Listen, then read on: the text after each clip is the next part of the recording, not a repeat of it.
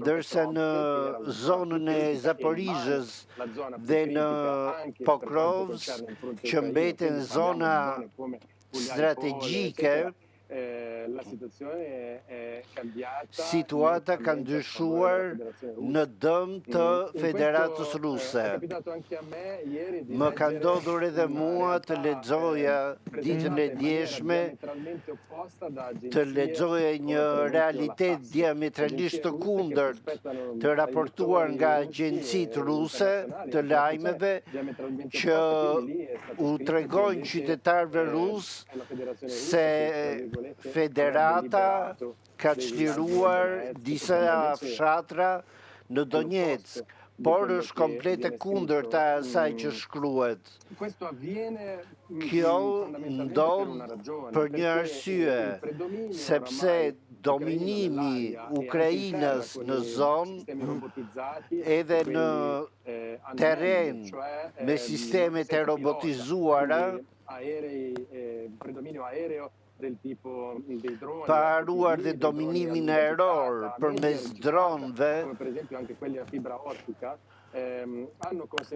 i kanë mundësuar atyre të bllokojnë rrugët e furnizimit për trupat ruse në territoret e pushtuara të Ukrainës. Me pak fjalë, ajo që ka ndodhur këtë javë është se ukrainësit kanë konsoliduar kontrollin në rrugët që janë akses për territoret e pushtuara nga Rusia. Për të qenë më të thjeshtë, rruga nga Mariupoli në Melitopol që përfshin territorin e Zaporizhës dhe Khersonit dhe mbërrin deri në Krime, është dëmtuar, është coptuar në disa segmente të saj, saqë edhe administrata rusa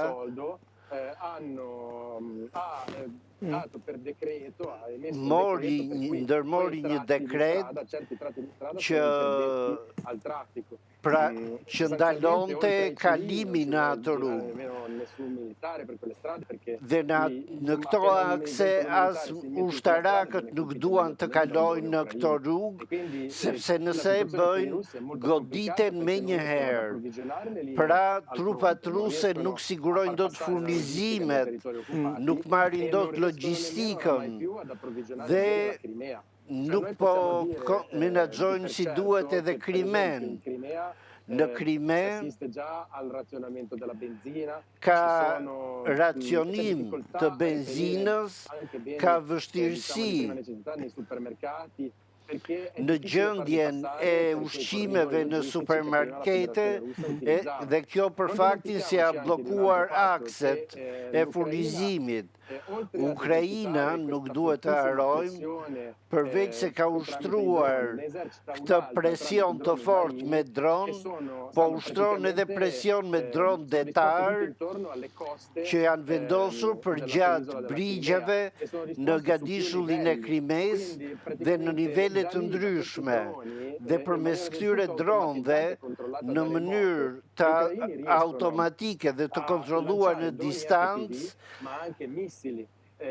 ukrainësit arrin të qëllojnë raketën ndaj Krimes dhe kanë goditur edhe sistemet mbrojtëse ajrore të Rusisë në Krime,